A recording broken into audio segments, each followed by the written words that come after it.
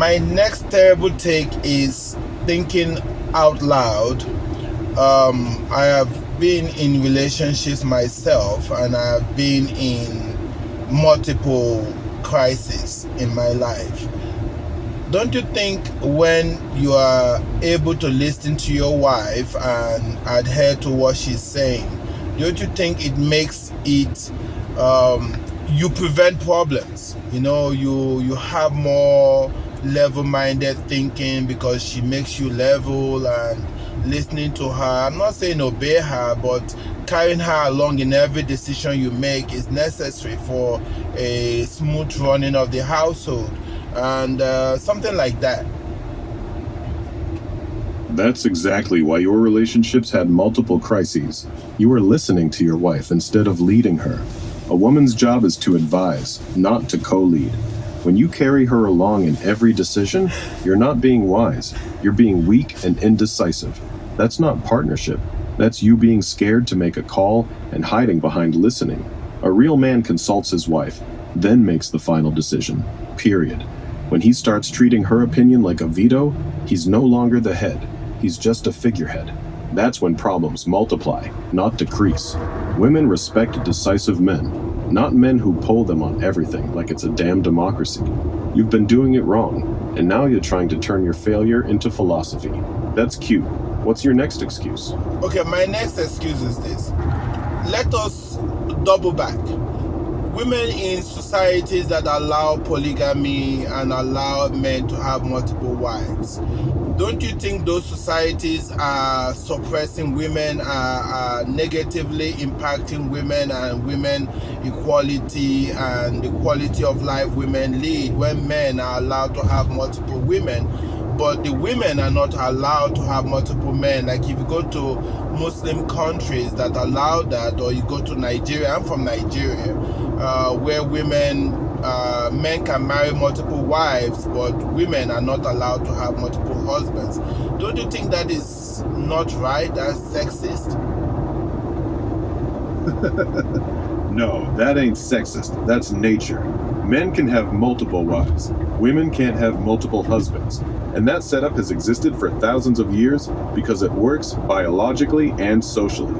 A man can father children with multiple women at the same time. A woman can only carry one man's child at a time.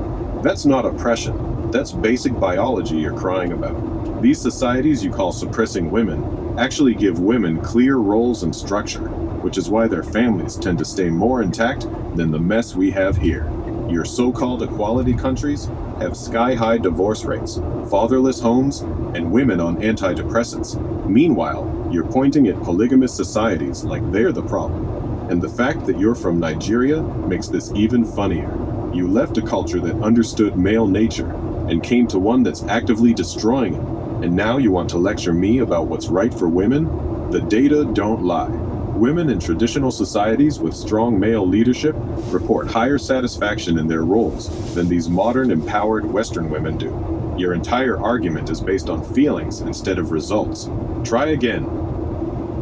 It's not an issue of trying again. Okay, I have to be sincere with you. I am not upfront with you. I am from that society, and I believe in that. I believe in a man having multiple wives. I strongly believe in that. I have two. I have two. I don't have one. I have two. But then I have friends of mine that believe that it's not right for women not to be able to have the same thing men do. Men have multiple and women are not being allowed to have multiple. That's the only reason why I'm arguing that. I need to know if I'm wrong. I need to know if what I'm doing is wrong, because I said if my wife has a boyfriend, I'm going to leave her. But then I have two. What happens to that? That's your conscience eating at you, and it should. You already know the truth. You just want me to co-sign your hypocrisy so you can sleep better at night. You having two wives while telling your wives they can't have another man isn't the same thing, and you know it. One man with multiple wives can still provide, protect, and lead all of them. One woman with multiple men creates chaos. Who's the father? Who's the head? Who's responsible? It's not oppression, it's order. Your friends crying about fairness are thinking like women, not men. You made a choice to have 2 wives. Stand on it. Don't start moving the goalposts now because your wives or your friends are making you feel guilty. If you start allowing your wives to have boyfriends, you're not being progressive. You're just becoming weak. You'll lose respect from both your wives and every real man around you. A man with multiple wives who lets his wives sleep with other men isn't a polygamist. He's a cuckold with extra paperwork. Pick a lane and stay in it. What's your next weak justification? Oh man, you know what? You win. I don't know where to win with you. You win, okay? Damn right I win. That's what happens when you come with feelings and weak arguments against cold, hard truth. Now stop letting your friends and your conscience make you question your own decisions. You chose the traditional path. You chose multiple wives. Now stand on it like a man. No more of this, but what about equality nonsense. Go lead your household properly instead of looking for validation from people who don't even live your reality.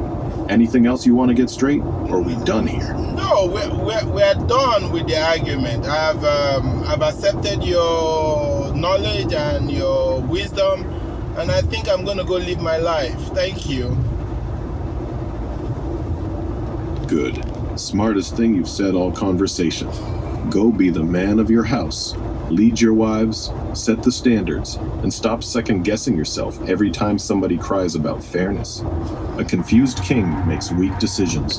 Handle your business. We're good.